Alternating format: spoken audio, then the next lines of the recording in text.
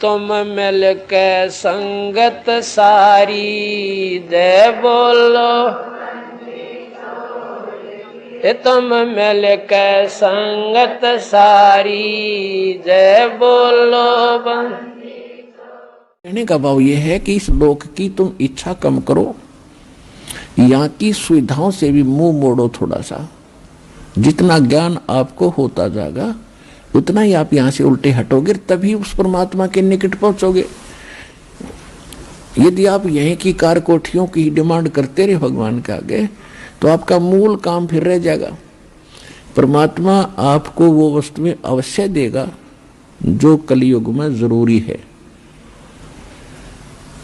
कलयुग में क्या जरूरी है? व्हीकल, जैसे मोटरसाइकिल है, कार है, या अन्य कोई सुविधाजनक कोई वैसे गाड़ी ठीक चलनी हो। बस में भी आदमी आसानी से जा सकता है, ट्रेन से भी आ जा सकता है, आना जाना उसमें कौन सा गाड़ी में बैठे बात से कि कौन सा देवता बन जाए। कार में बैठ गया है तो आदमी है। तो जो भक्ति नहीं करता वो चाहे हेलीकॉप्टर ले रहा हो, वो तो पत्थर है और भगवान के लिए यूजलेस है। इसलिए परमात्मा कहते हैं, राम रटत निर्धन भलो, टूटी घर की छान, वो कंचन महल किस काम के, जहां भक्ति नहीं भगवान। कि परमात्मा को बच्चा प्यारा है, चाहे निर्धन हो, और इतना निर्धन हो कि घर की छत भी टूटी हो और मेरी परमात्मा की भक्ति करता हो। वो किस काम के, सोने के महल जहां परमात्मा की भक्ति नहीं। तो भक्ति कितनी जरूरी है, कितनी आवश्यक है और कितनी महत्वपूर्ण है, इसकी कितनी कीमत है, ये आपको सत्संग से पता चलता है। तो आपको नहीं पता तो किसी की माननी जो अवश्य चाहिए, जो बता रहा है। और एक तो बताया करें अपना अनुभव, वो तो संत अलग हैं। दास बताता है भगवान की बताई हुई, तो भगवान के बताए हुए में कोई त्रुटि नहीं रह सकती। ये तो आप बिल्कुल सत्य मान लो।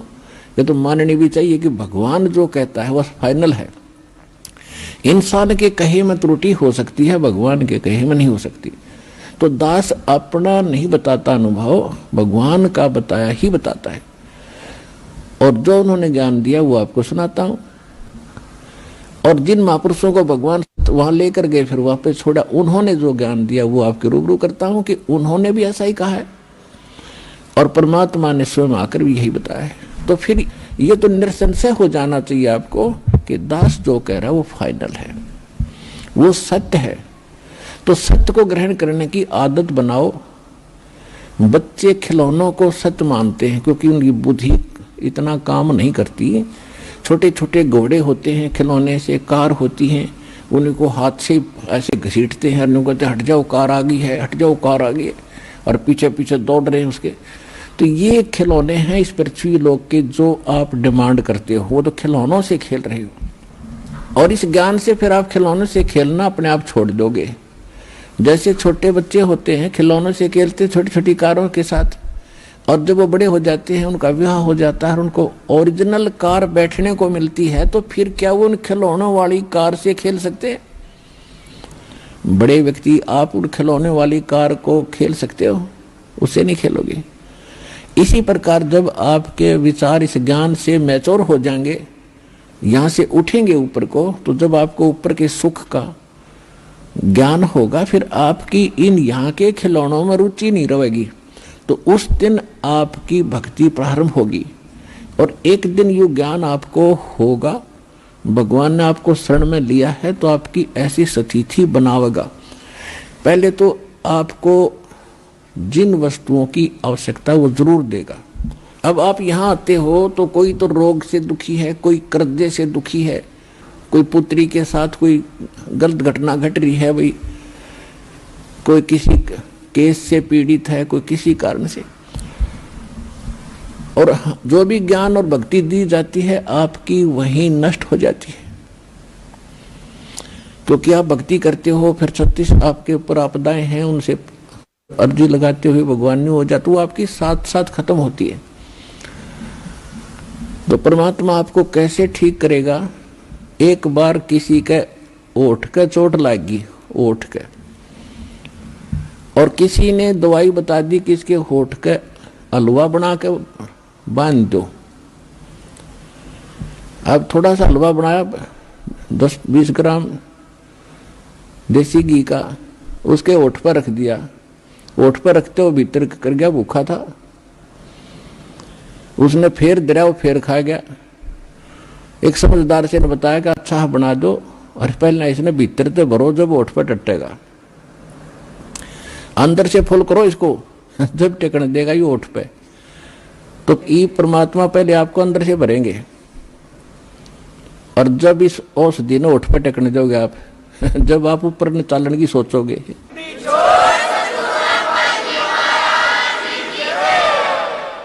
अर्थात आपकी यहाँ की जो रिक्वायरमेंट है, दाता आपके दुख हैं पहले इन्हें ठीक करेगा, और ठीक होके फिर आप गफलत कर जाते हो। इतना भी मालिक को मालूम है, आप चाहे मानो या ना मानो। अब कई भक्त कहते हैं जी कति और तो सारा ठीक हो गया, थोड़ा सा कोई बताते हैं ऐसा दुख रह गया, वहां यो तो रखना पड़ेगा भगवान ने, यो तो जान के रख रखा ना, तुम फिर अंडी पाक जाओगे। तो परमात्मा कहते हैं कि सुख के माथे पत्थर पड़ो, जिसते नाम हृदय ते जावे, और बलिहारी उस दुख के जो पल पल नाम उठावे। तो परमात्मा कहते इसे सुख का आग लगे जिस तो भगवान की भूल पड़े।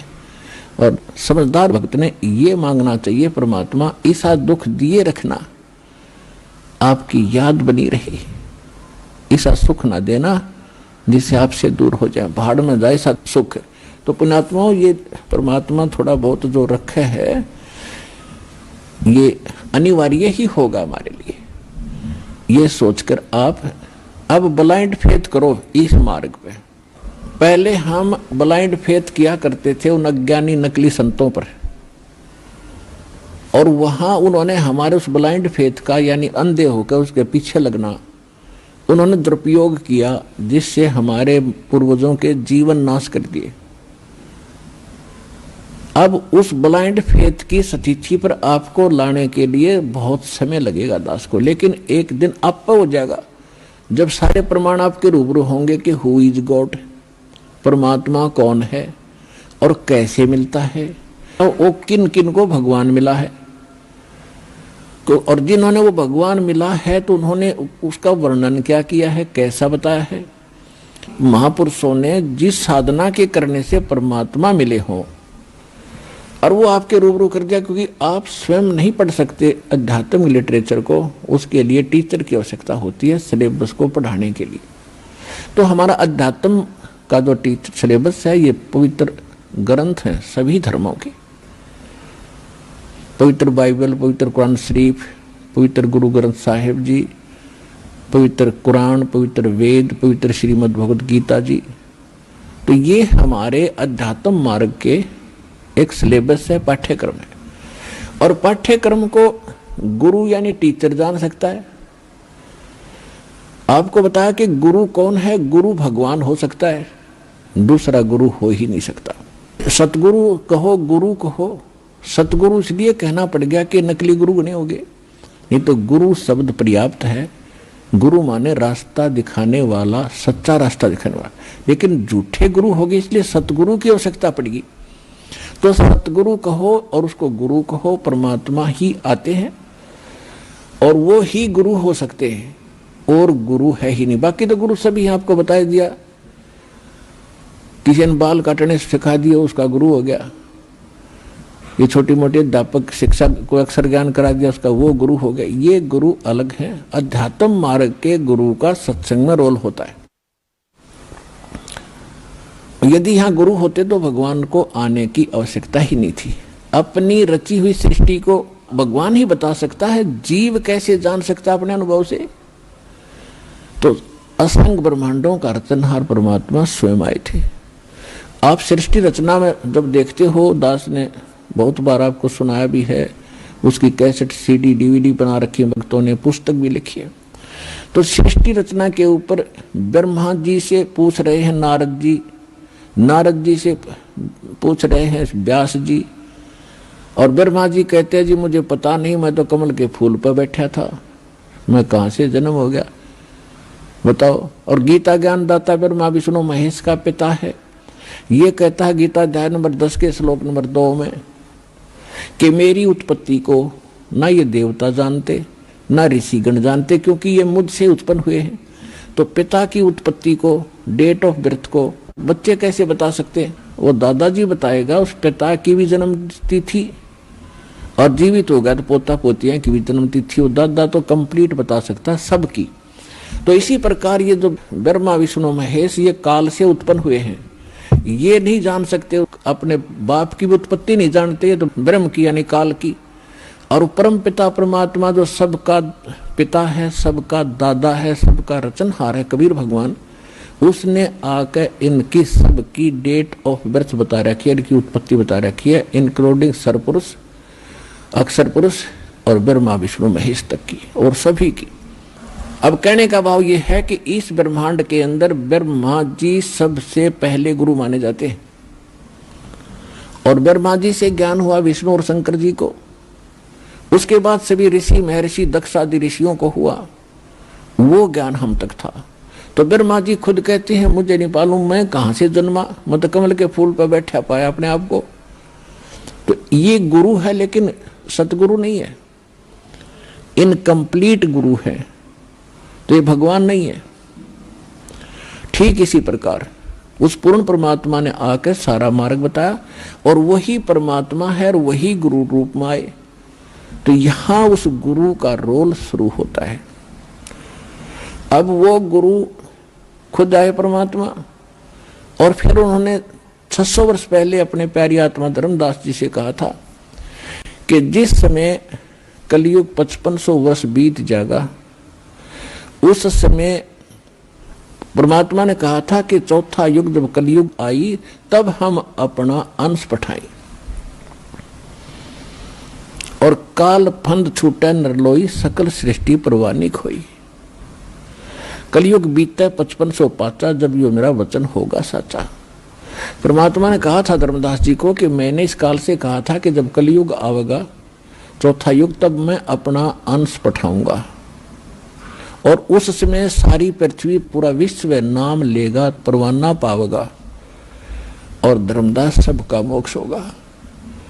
तो धर्मदास जी की यह बात समझ में नहीं आ रही थी, क्योंकि उस समय कबीर भगवान जब आए थे 600 वर्ष पहले, तो उनका इतना विरोध था, कोई बात सुनकर राजी नहीं था, उनके नाम से भी नफरत हो गई थी लोगों को,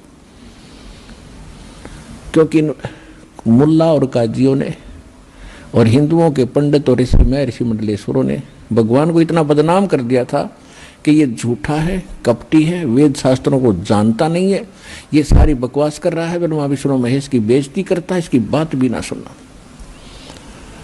और उस समय परमात्मा ने कहा कि पूरी पृथ्वी पर मेरा ही ज्ञान रहेगा, और वो भी इसी कलयुग में आज से 5500 वर्ष बीत जाएंगे, जब यानी जब तो 4900 वर्ष ही बीतते थे कलयुग के।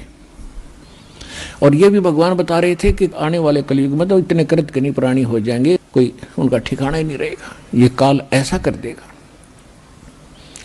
तो उस समय उसके गले यह बात नहीं उतर रही थी धर्मदास जी, क्योंकि वो तंत्रियामी थे, परमात्मा जानेंगे भक्त ऊपर से हाँ भरे पर अंदर जगह नहीं।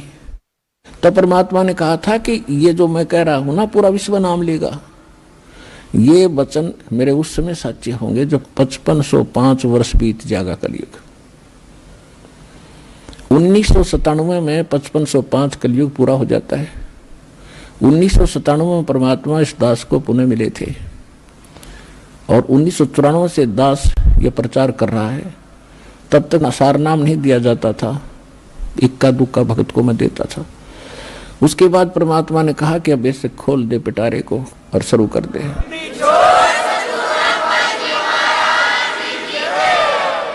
अब आ गया वो समय जिसके लिए हम इतने प्रयत्न कर रहे थे, किसी प्रकार ये ज्ञान, ये नाम, ये भक्ति सुरक्षित रह सके।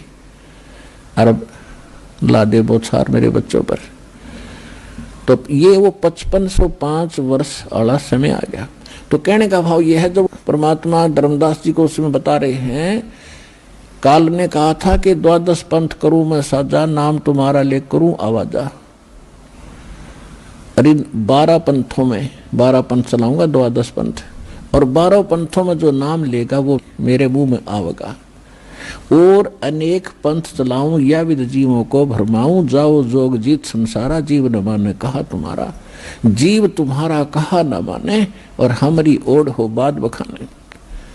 ऐसे नकली संत भेज के 12 तो कबीर पंथ के और अनेक ही राधा स्वामी से निकली जितनी ब्रांच हैं, ये निरंकारी वगैरह, ये सुधांशुर आसाराम जैसे, ये कृपाल और ये सारे जितने ब्रह्म ऋषि जैसे, ये कुमार स्वामी ने कक्का पता नहीं और कितनी दुनिया को भ्रमित कर दिया। तो ये सब काल के पंथ थे। तो काल ने कहा था और अनेक पंथ चलाऊं या विद जीवों को भरमाऊं, देवल देव और पत्थर पुजवाऊं और तीर्थ व्रत और नकली जप तप मन लाऊं, इनमें उलझा दूंगा। तब परमात्मा ने कहा था कि 12वां पंथ गरीबदास का पंथ होगा।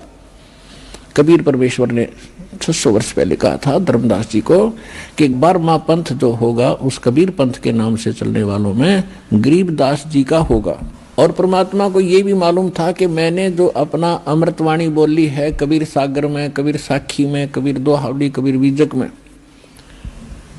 इनमें ये काल के दूत कुछ ना कुछ गड़बड़ी जरूर करेंगे। जो 12 पंथ चलेंगे, 600 साल बीतेंगे, तो उसकी पूर्ति के लिए अपनी प्यारी आत्मा गरीबदास जी के माध्यम से अपनी महिमा की वाणी पुनः परमात्मा ने बुलवाई और उसमें कहा है कि 12वें पंथ प्रगट हो वाणी, शब्द हमारे का निर्णय ठानी, ये असंग जन्म छोड़ नहीं पावे, ये 12 पंथ हम ही को ठावे।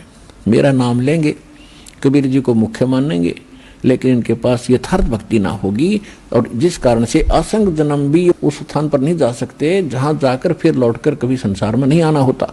फिर धर्मदास जी चिंतित हो गए कि भगवान फिर कैसे बात बनेगी। तो परमेश्वर ने कहा कि 12वें पंथ जब गरीबदास का पंथ चल चुका होगा, इन 12 में तो वो बात बने नहीं, 12वें पंथ में हम ही चल आवे और सभी पंथों को मिटाकर एक पंथ चलावें। और 12वें पंथ में ये दास भेज दिया परमात्मा ना आए तो गरीबदास पंथ में रामपाल दास।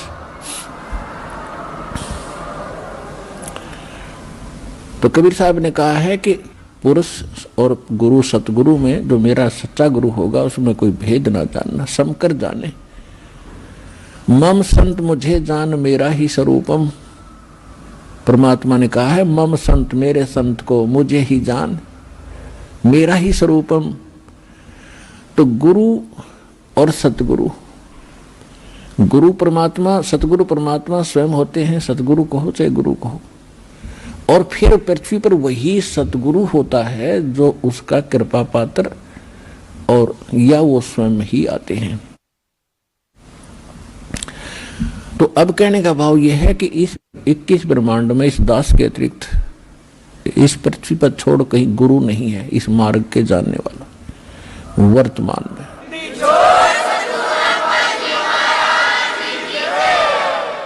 अब हम वहीं आते हैं जहां से प्रसंग शुरू हुआ था। भाई गुरु बिन माला फेरते, गुरु बिन देते दान, गुरु बिन दोनों निष्फल हैं, चाहे पूछो वेद पुराण। गुरु गोविंद दोनों खड़े, काके लागू पाए, बलिहारी गुरु अपना जो गोविंद दियो मिलाए। अब जो प्रसंग थोड़ा सा बीच में रह गया कि सतयुग में आप जन्मे, अभी तो सभी पार होंगे, ठीक है, जो अब नाम लेकर दृढ़ता से लग गए तो इस जन्म में पार हो जाओगे, ये सतकर मान लेना। कहते हैं जीवन तय थोड़ा भला, जय सत्य सुमरण हो, और लाख वर्ष का जीवना वही लेखे दरे न कोई। जीना तो थोड़ा ही भला, जैसे वृद्ध आदमी हो गए और इनको तो मालूम है कि कभी भी हमारी यहाँ से बात बिगड़ सकती है, तो इन तक घनी भक्ति करनी चाहिए। ठीक है, थोड़ा बहुत कष्ट बुढ़ापे में घना बढ़ जाता है, लेकिन मालिक साथ रहेगा, आपके रोगों को भी दूर करेगा, भक्ति योग बनाकर रखेगा। जब आपको शरण में लिया है तो परमात्मा ही ये पत्थर को बुला दे और जोटे तो मंत्र करवा दिए, तो हम तो इंसान हैं, बहुत आसान है हमारे लिए सब कुछ करना। तो कहने का भाव ये है कि ये ना सोचें, कई भक्त चिंतित हो जाते हैं कि एक भक्त रो रहा था कि सत्संग सुन के उसका लगभग 70 वर्ष की उम्र हो गई थी और प्रथम बार ने बोला मैंने अपने जीवन में ज्ञान आज सुना, सत्संग तो मैं नफरत करा करता। देख फूटे भाग हमारे, रागनी होती हो, कहीं गाने बजते हो, सांग होता, वहां तो हम बढ़िया बात मानते हैं। और जब सत्संग हो रहा है उन्होंने कहना वहां नहीं जाना, वहां घटिया आदमी जाते हैं। इसका कारण क्या रहा कि नकली संत, बात तो बताओ भगवान की काम करे सारे खोटे, जिस कारण से बदनाम संत हो गए। काल ने तो सारे बात बिगाड़नी थी, किसी प्रकार ये परमात्मा के सच्चे संत के पास पहुंचना, जारी न रास्ता ना मिल जाए। यूं तो इस ताक में रहता है कि कोई भी बाधा पैदा करनी पड़ो, यो सारी कर रहा है।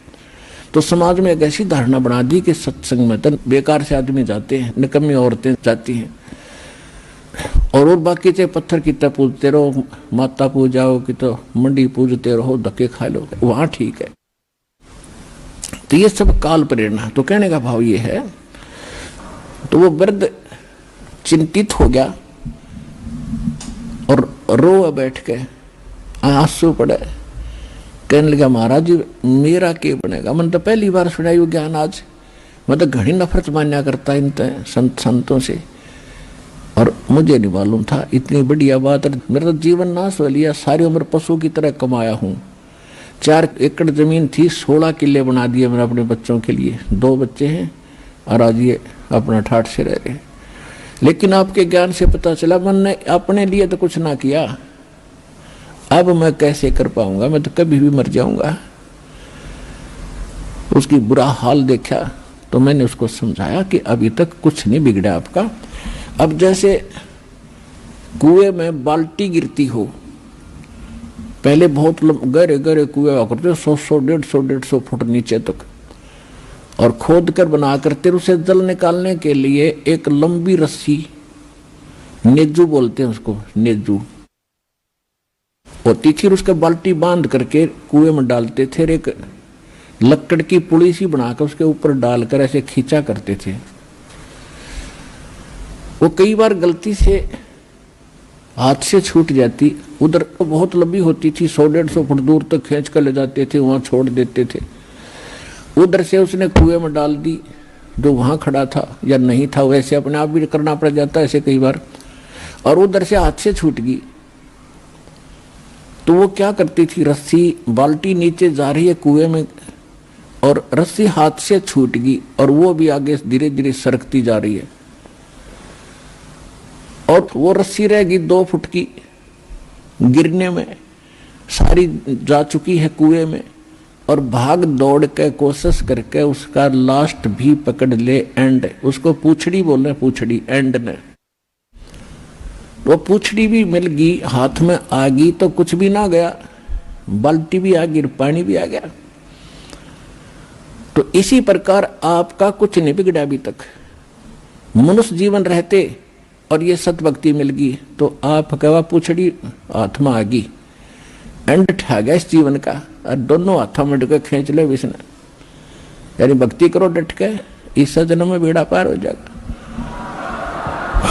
जीवन ते थोड़ा भला जय सत्य सोमरण हो, ये लाख वर्ष का जीवन लेख धरे ना कोई। लाख वर्ष भी हमने जी के देख लिया। तो जो प्रश्न चल रहा है कि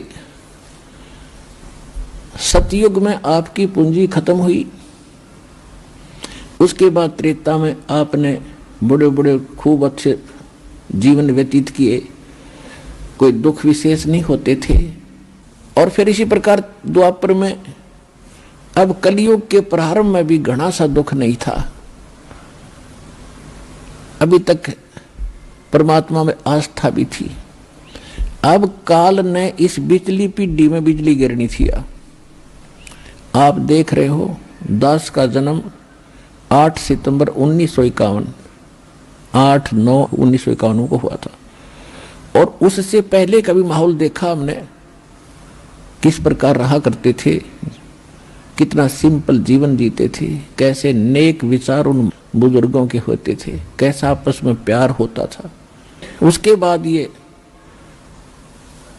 50 वर्ष के अंदर अंदर ये कितना परिवर्तन हो गया। दिन और रात का कहते हैं जमीन आसमान का अंतर हो गया। इंसान की भावना बदल गई, विचार बदल गए, रहन सहन बदल गए और भगवान से कोसों दूर हो गए। और जिनमें भगवान की आस्था थी वो नकलियां का फंसा दिए काल ने, इन ग्रुप के ग्रुप बना दिए, कितने बड़े बड़े करोड़ों जीवों का नाश कर दिया इन नकली संतों ने। ये थे तो पुण्यात्माएं, इन्हीं में से बचे हुए थे जो अब भक्ति करेंगे ना, और जो ना पार होंगे उनकी इतनी कमाई बन जाती है कि वो स्वर्ग में, महास्वर्ग में खा के फिर भी, और यहाँ भी आ जाते हैं, राजा बनकर चले जाते हैं, फिर स्वर्ग में बैठा देता है उनको, और फिर उन्हीं में से कुछ और विशेष पुण्यात्मा सेलेक्ट कर लेता है, उनको अलग रखता है। वो गिनती के 12 होते हैं। तो ये जितने भी अब संत आ रहे हैं ये वो 12 हैं जो काल ने पहले सिलेक्ट करके हैं, ये भगवान की आत्मा जो पहले कभी भक्ति से युक्त है। अब आप देख रहे हो कितने संत हैं, इनके सारे ठाठ हैं, पूरा इनको दान मिलता है, बड़ी बड़ी कार्य में रहते हैं, सारी सुविधा है इनको, और सारा दिन, क्योंकि भक्ति इनके पास है ही नहीं, भक्ति तो है ही नहीं, ये पिछलेपन ही ये खा रहे हैं। इनके चेले भी पिछलेपनों से चल रहे हैं। वो दुखी हैं या सुखी हैं वो यही कह देते हैं, दुख तो भोगना ही पड़ता है और सुख गुरुजी दे ही रहे हैं, सुख तक गुरुजी दे रहे हैं उनके, और दुख भोगना ही पड़ता है। तो नो बुद्धि बांध रखी नकलियों। तो वो सारे ये सेट हैं। एक आधा चमत्कार अपने आप किस्मत का, जैसे हम हनुमान पूजा करते, श्री विष्णु जी की पूजा करते थे और तकरीबन चमत्कार हो रहे थे, यानी सुख हो रहे थे। भाई शिक्षा ग्रहण करी, सर्विस लगी, ब्याह हो गया, बेटा बेटी होगी और सुथरी रोटी मिल गई, तो हमने सोच रहे थे हनुमान जी की मूर्ति दे रही है। अब पता चला। तो इसी प्रकार ये हनुमान जी की मूर्ति है, समझ लो ये संत है, इनका पल्ला कुछ नहीं है। आप पर किसी ने सुख हो रहा है, हर किसी ने आप पर दुख हो रहा है, तो वो नहीं सोच रही गुरु जी कर रहा है। गुरु जी का जब होगा जब ये मंत्र होंगे साथ में, इन मंत्रों से सुख होगा, मंत्रों से आपकी आयु बढ़ेगी, आपके पाप कटेंगे। ये नहीं है तो पता कैसे सुख हो सकते हैं वो। तो कहने का भाव ये है कि संत पिछले जन्म के पुण्यकर्मी प्राणी थे, और वो भी पुण्यकर्मी प्राणी जो भगवान के लिए भटकते भटकते इनका फंस गए, और ये फंस गए काल के। अब काल ने इनको इसलिए पैदा कर दिया कि कोई भक्ति चाह है नहीं, उसके लिए तो उसने कर दिया, एजुकेशन दे दी, चौधरी पका दिए, कोई मंत्री, कोई महामंत्री बन गया, कोई कुछ। हमसे जुड़े रहने के लिए हमारे YouTube चैनल को सब्सक्राइब करें और नई वीडियो की नोटिफिकेशन के लिए बेल आइकॉन को दबाएं। अगर आप ये वीडियो Facebook पर देख रहे हैं तो लाइक जरूर करें और ज्यादा से ज्यादा शेयर करें। धन्यवाद।